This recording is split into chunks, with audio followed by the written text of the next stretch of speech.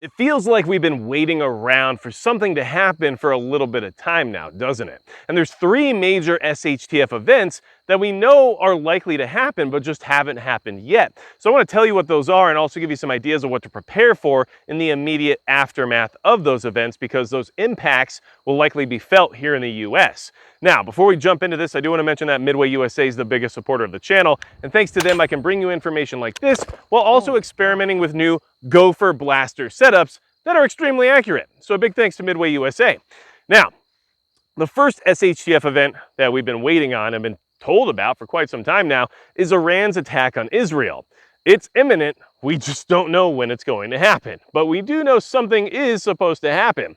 Now, what will the likely fallout of such a scenario be for us here in the US? Well, once Iran attacks Israel, there's a good chance that the markets will plummet. The stock market will have a very bad time. And all of the events we're going to discuss here have a similar propensity of delivering a stock market crash of some sort, but this one specifically does because of its effect on oil. There's a likelihood that oil will be affected directly by a conflict between Iran and Israel, especially because we know the enemy's MO is to burn oil fields when they get mad. So I think that that's something that's likely to occur, and a little bit more specifically to affect us in the sense of financially here in the US regarding the stock market and some of the oil prices as well.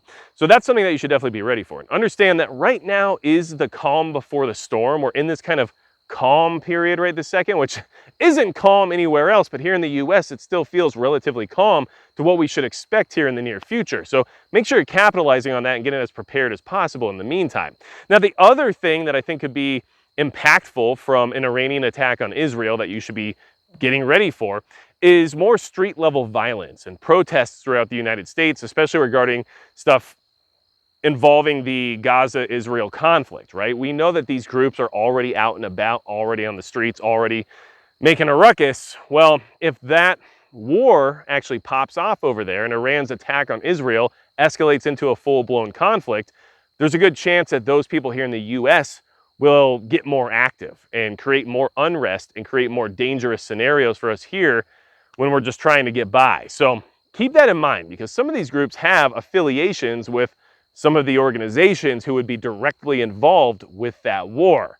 And that's about as far as I'm going to take that exact factual standpoint, because if I get too deep into the details, things get weird around here. So just be aware of that. I think there's a good chance we'll see stuff on the street level here in the US regarding some of those groups if that Iranian attack ever comes. But will it? We don't know, since it's been so long. Kind of like grandpa going to the bathroom when you're out to eat.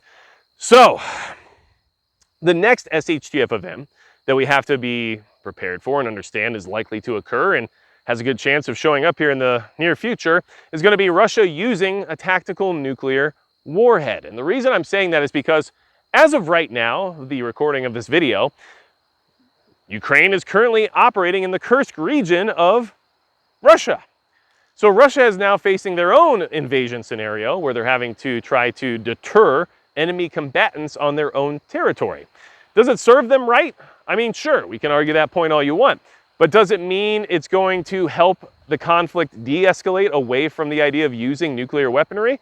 Of course not. In fact, it escalates it much closer to that being a reality, at least in my opinion.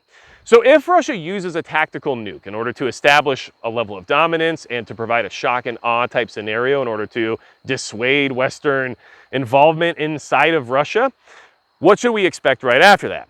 I think the first thing that you'll see is a ton of panic buying. You should be prepared for that. You should understand that your local stores will be swamped and sold out in a matter of days if Russia uses a nuclear weapon, because the media will run with it and people will be scared, and rightfully so in many ways. But most people aren't prepared, so their first instinct will be to go get stuff because they don't have anything.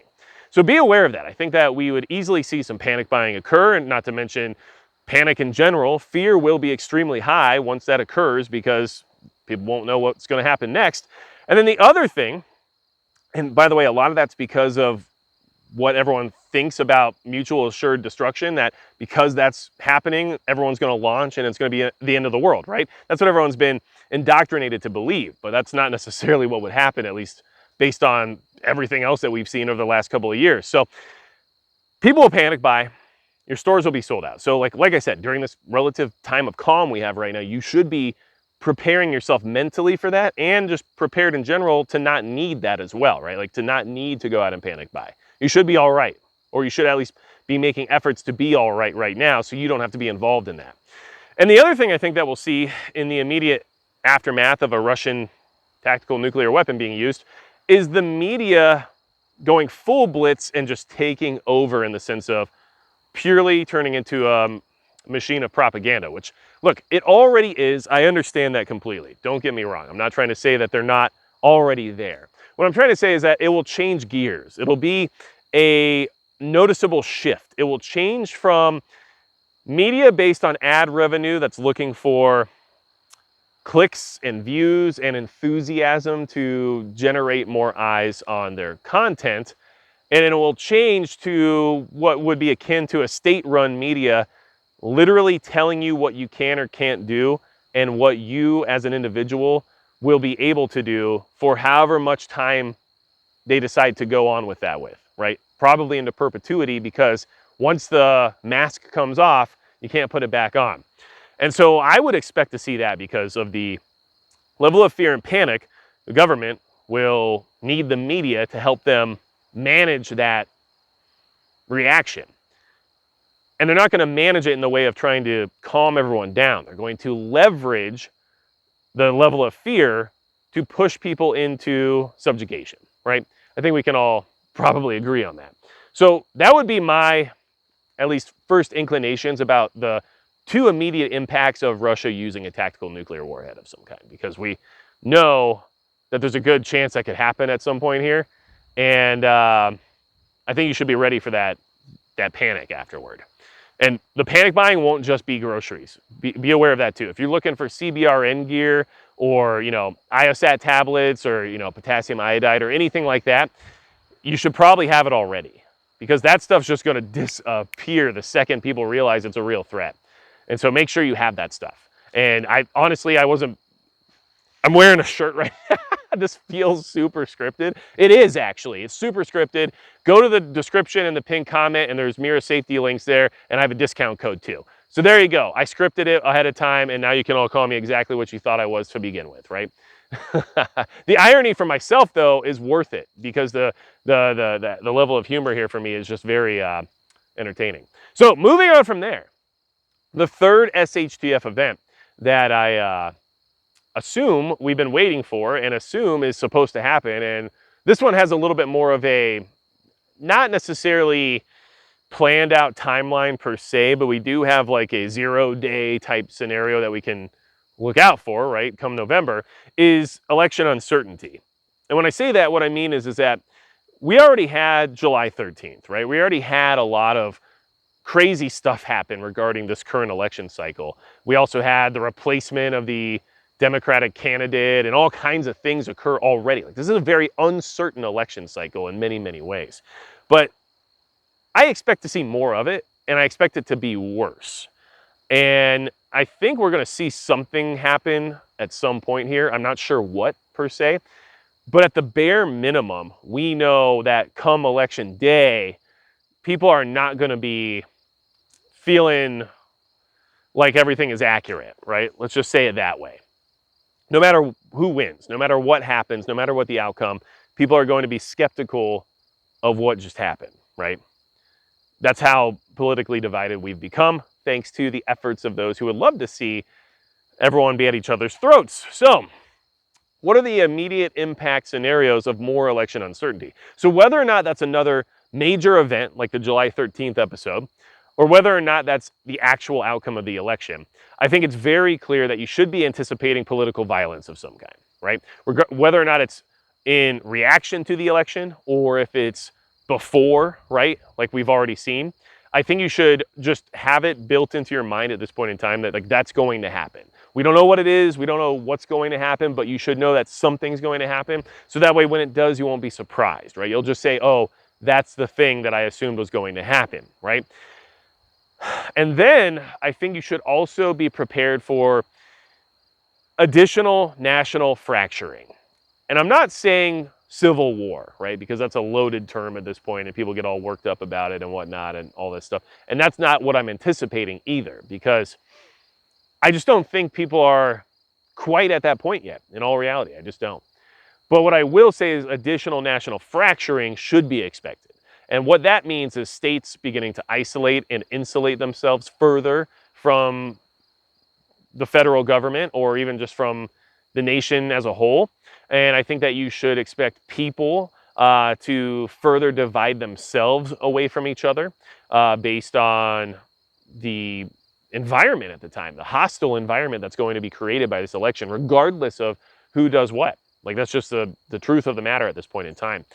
So based on that, if you already anticipate this additional political violence and this national fracturing, you won't be surprised by it, but you can be prepared for it now, right? You can be smart about where you go, who you interact with, the size of the crowds you're willing to deal with, and what level of political affiliation you're willing to broadcast to those who may wish to do you harm, right? And you also have the ability now to get yourself situated somewhere where national fracturing may either benefit you or not affect you, but at the very least, not treat you negatively, which, I mean, maybe that's a really hard one to do in the sense of, you know, having to relocate or something like that. But if you can't, at least you know that you should based on where you are, or that you're in a good spot already. And even if you can't, at least you know what to expect thereafter, right? So these are the three things we've been waiting on that are going to happen. I mean, they're just, the Iran one's probably the most questionable. I know that sounds crazy, talking about what Russia may or may not use as a form of weapon here soon, but the Iran one is kind of up in the air in the sense of, like, maybe they really are just not quite ready for that full-scale conflict yet. But Russia is, and Russia's been warning of this for a long, long time. So to me, that's more realistic and more plausible than even Iran launching a full-scale attack on Israel.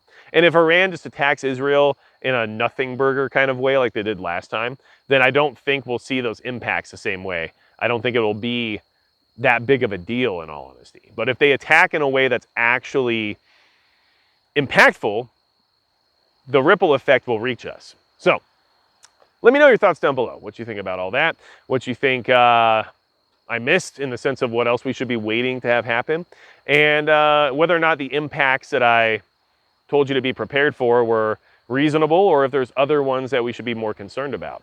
It's not just me. I don't know everything. I'm not some kind of think tank political analyst, right? But I am someone who's trying my best to be ready for likely scenarios. And to me, these are very likely situations with likely impacts on us here in the US, rather than just speculating on grandiose world-ending events that may or may never occur, right? So let me know your thoughts down below. Anything else you need from me at all, you go to magicprepper.com. And besides that, that's going to be it for Magic Prepper.